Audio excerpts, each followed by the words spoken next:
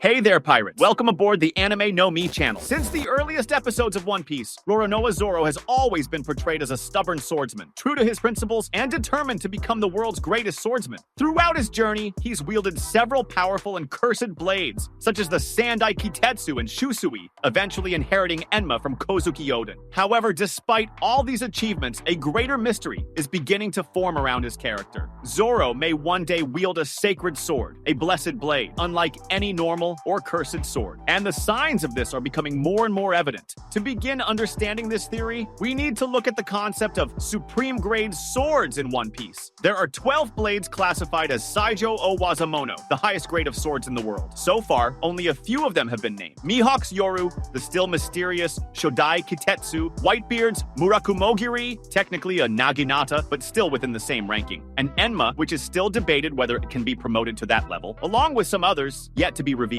But up to this point, no sword has ever been described as blessed, only as cursed, legendary, or supreme grade. This suggests there's a gap in the sword hierarchy, a category never officially introduced, but one that would make complete sense for narrative balance: blessed swords. Throughout his journey, Zoro has always dealt with swords that carry deep, often dark histories. The Wado Ichimonji represents his promise to Kuina and ties deeply to his past. The Sandai Kitetsu, a cursed blade, revealed Zoro's powerful will when he was able to tame it. Enma, which once belonged to Odin, tested the limits of Zoro's haki and pushed him toward more advanced levels of control. In every case, Zoro had to prove his spiritual and mental strength to align with the swords he wielded. The idea of a blessed sword would represent the peak of that growth. Unlike cursed swords that challenge their wielder to dominate them, a blessed sword would require purity of spirit, balance between justice and power, and a worthy purpose. And Zoro has been showing more and more signs that he fits this profile. His loyalty to Luffy, his unwavering battle ethics, his superhuman endurance, and his tireless quest for self-improvement make him more than just a warrior. He's a bearer of ideals. This possible blessed sword may be connected to a future reveal about the origin of the Wado Ichimonji. Many fans speculate that this sword may actually be one of the legendary blades that transcends current classifications, perhaps forged by a sacred blacksmith or tied to the lineage of Wano's most noble samurai.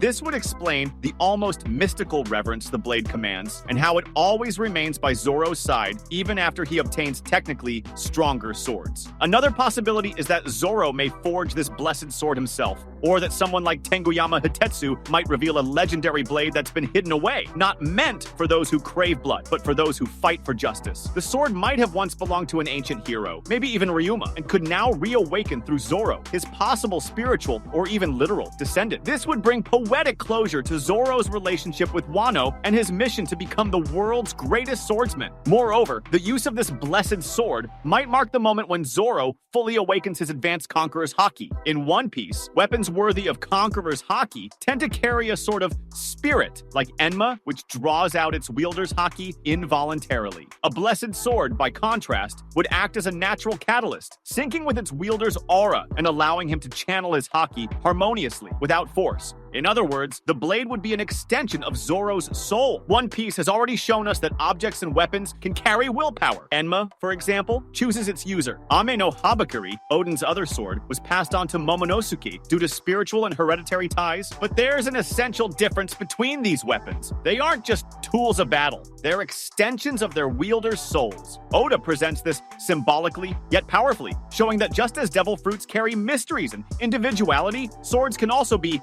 alive, some with intentions, others with curses. So, a sword blessed by the heavens, created for good, responding to its user's will, could be a vital piece in the series' final act. But what truly leads us to believe Zoro is destined to wield a blessed sword? It starts with the mythological buildup around his character. Since Wano, with his ancestry mysteriously connected to the samurai, to his elevated spiritual power, Zoro is one of the only characters besides Luffy to use advanced Conqueror's haki. That already places him at a legendary level. And what's even more curious, Zoro is a character who frequently finds himself between life and death, experiences that bring him closer to out-of-body and mystical realms. His battle against Enma's spirit, for instance, showed that Zoro can interact with energies beyond the physical. He was also the only one to visibly see death during Thriller Bark and cut it, something no other character in the series has done. These clues may seem small, but they're deeply symbolic. Zoro isn't just a swordsman, he's becoming a spiritual warrior. Now, let's go even deeper. The concept of a blessed sword could be connected to the original history of the Katetsu swords, the cursed blades. As we know, the Katetsu line was forged by a mysterious blacksmith, and over time gained infamy for bringing misfortune to its wielders. The three known generations, Shodai, Nadai, and Sandai, all carry this curse. From a narrative standpoint, we must ask, if there's a legacy of cursed swords, shouldn't there be an opposite? Story balance demands it. What if the blessed sword is directly tied to the origin of the Katetsu, perhaps created as its antithesis? And this is where Oda seems to be laying the groundwork for something big,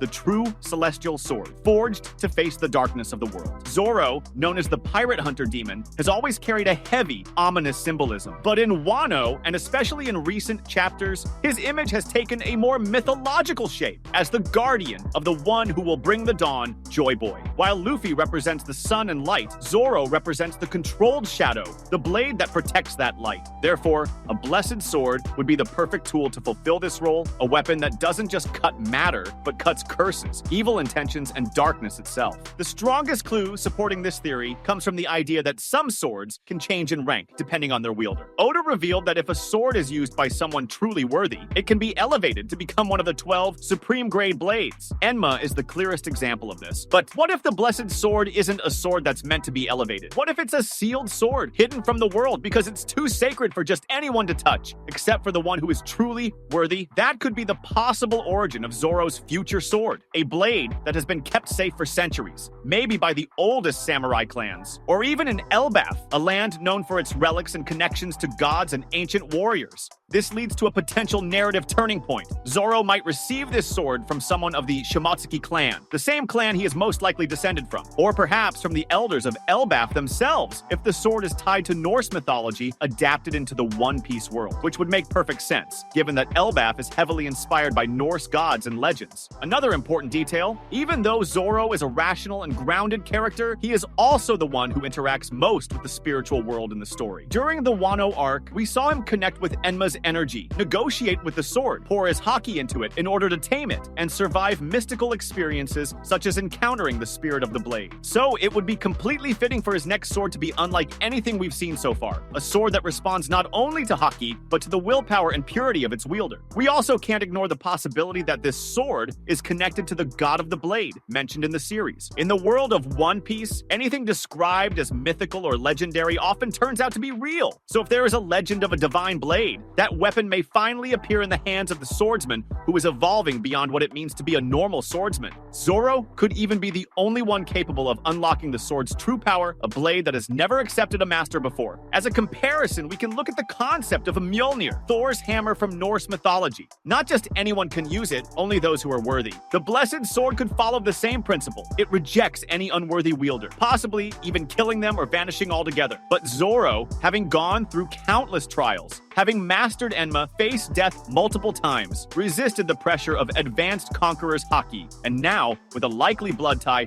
to Wano's legendary warriors, may be the one born to wield this divine blade. That was today's content. We hope you liked it and want to share your opinion on the subject. Don't forget to share the video, give it a thumbs up, and I'll see you in the next video. Take care and stay amazing.